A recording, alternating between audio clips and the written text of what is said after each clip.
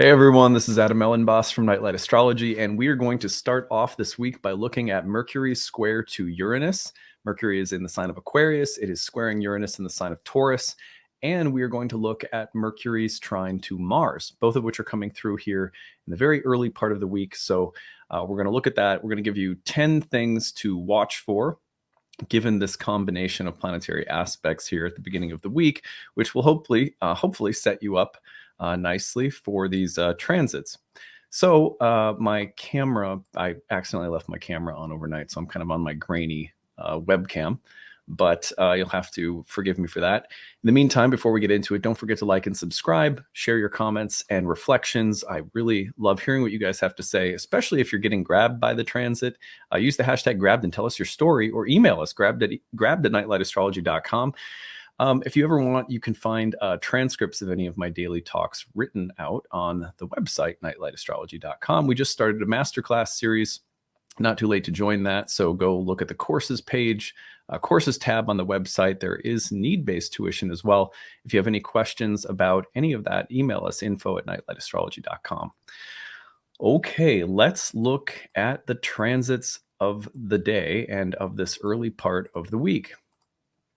So here we are, and I need to get my pen up here. Give me just one second.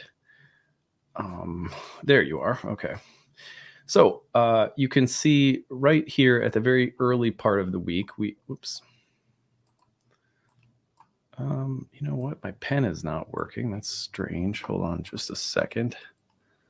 Let's see if I can get this going here, guys. Sorry.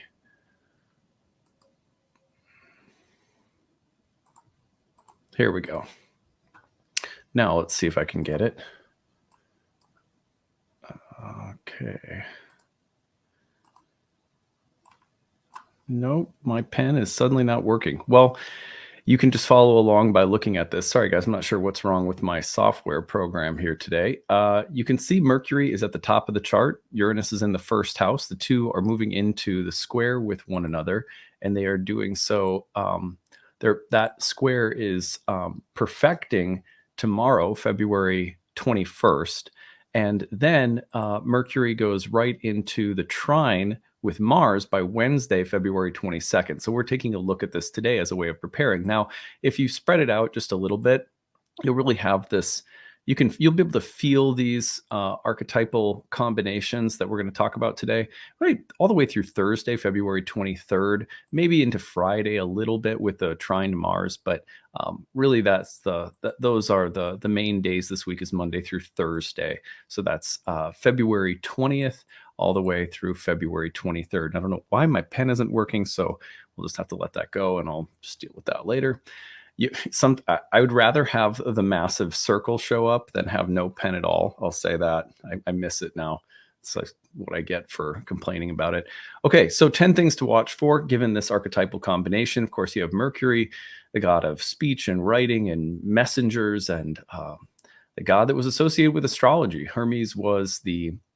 Astrology was the science of Hermes, and Mercury is the psychopomp, the guide of souls, and often we associate Mercury with mental and rational things, but Mercury is also a magician and a philosopher. And of course, Uranus and Mars, when you put all these together, things can get pretty interesting. Uranus, often associated with the archetypal figure of Prometheus, and a planet that is associated with rebellion, defiance, originality, eccentric people and eccentric things, breaking habits, irreverence, progress, innovation. I think I said that already. So, and then you have Mars, of course, god of war, who is in Mercury's sign right now. So you have a very kind of analytical and executive Mars at the moment too. So here are 10 things to watch for given this combination, and given that the trine to Mars is pretty positive, squares from Mercury and Taurus, Uranus in these signs shouldn't be that bad either. So I think most of these, there's a few things to watch out for that we'll go over, but most of these I think you'll find maybe very useful this week. So number one is innovation.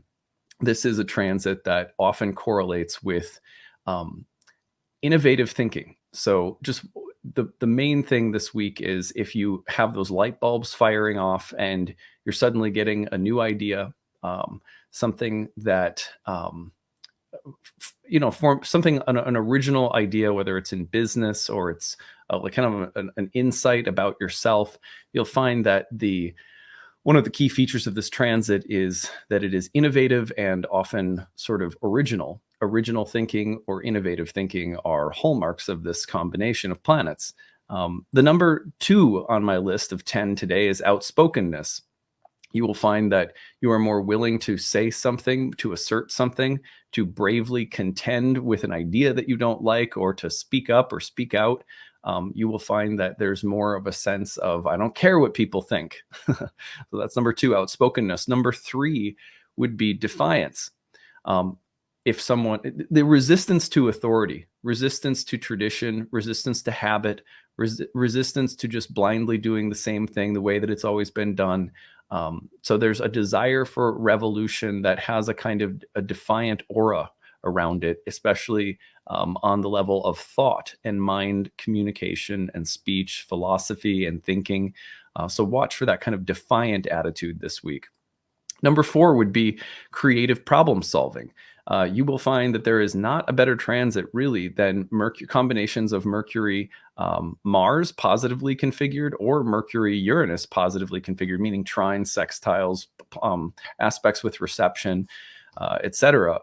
You will not, and squares too with Mercury and Uranus may provide a little tension, but often the result of that tension is coming up with a problem or a solution to a problem that seems like it's immovable, like it just won't, something that just won't budge. You will suddenly find that you've had a breakthrough moment, an epiphany that helps you realize exactly what you can do to get through some kind of block or obstacle. Wonderful part of this transit. Number 5, sudden changes of mind.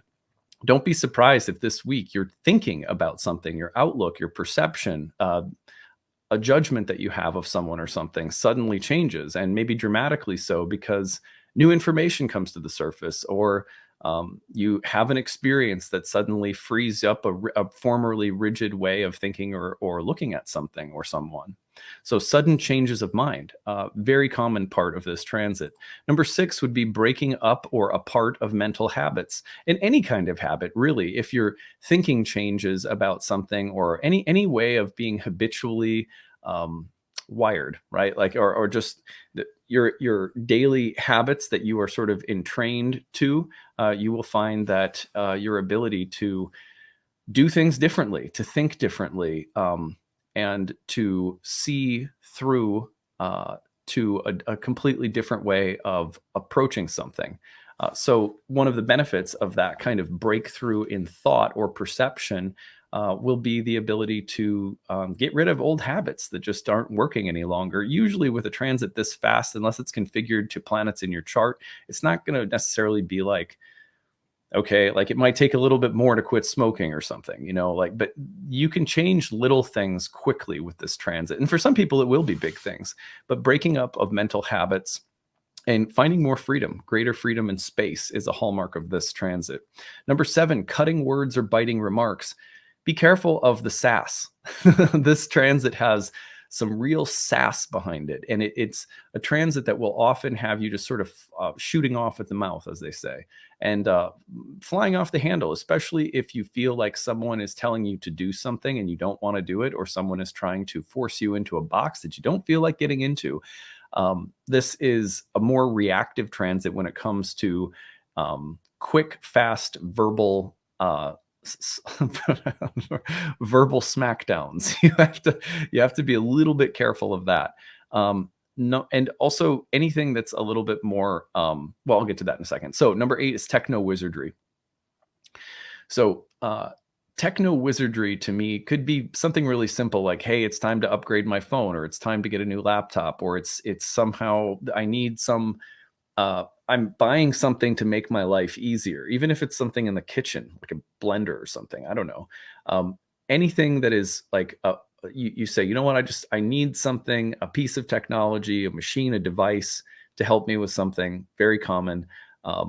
It's common also for people to be like, oh, look, I can I can use Google Voice while I drive to look up the location on my GPS, and I never knew how to use it before. I mean, sometimes it's like super basic like that, and it can fly under your radar because, again, it's a fast moving transit, and just never am surprised at how suddenly some use of technology, usually for the sake of making something faster or easier, will suddenly just kind of pop up when these two planets get together.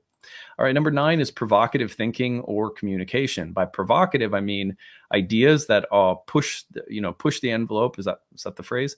Or that are just like edgy, or that feel like, ooh, I don't know if you want to say that one, like even the like the fear of saying something, because if, let's say, like if you're a public figure, that you would get canceled. Like if I say this thing that's really on my mind, like someone will, people might get mad or offended or something, but I'm going to say it anyway, right? That's such a Mercury Uranus with Mercury Mars kind of dilemma.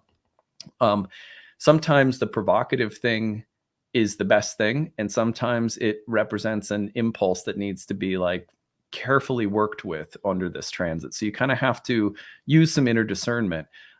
This is also a transit that can very easily be about saying the thing that will push people's buttons just to push people's buttons, almost like a childlike teenage rebellious angst. You just have to be careful of that. But sometimes that's called for. So again, inner discernment is key here. It's amazing how quickly lots of things can shift because you follow a provocative idea and communicate it effectively, or implement it effectively and sort of strategically under this transit. And number 10, last but not least, is speed of mind. Now this comes with the downside of recklessness and impulsiveness because of the speed of mind. It's a little bit like you're getting plugged into an outlet, or you're taking some kind of cosmic speed. so so you have to be a little bit careful in terms of the tendency towards fast, adaptable, quick, innovative, original. These things are the hallmarks of the transit in the best sense. But you also do have to be careful of the degree to which this transit can kind of, you can sort of fly by the seat of your pants. And oftentimes you'll be like, you're almost possessed by a kind of, a kind of like mania, like, oh, this is the best thing, and I don't care what people think, and I'm going to say it, and I don't give a damn. And really quickly people will put their foot in their mouth or go a little too far. Or, and also when it comes to like driving in traffic, like, or just dealing with people in the grocery line, you just have to be careful of the potential to sort of fly off the handle because you're triggered and then like quickly reacting. So the speed of mind is a double-edged sword, and just keep that in under consideration. So those are my 10 things to watch for over the next couple of days. Gotta sort of get this going right away at the start of the week, and just give you guys kind of unpack the archetypes that are really constellating this week. A lot of air, which can also be very social. So I wouldn't be surprised to see all of these things a little bit more socially enmeshed, not just internal. And with Uranus in Taurus, there may be a level at which some of this comes around to things like the body, desire, love, sensuality. Venusian things may come up. This may have something to do with love and relationships. Saying that also because Venus has just entered Aries this week, where she's a little bit quicker to fight and engage, but there's also like a kind of like a passion that can be really dynamic and energizing. So just kind of keep in mind, it's a little spicy.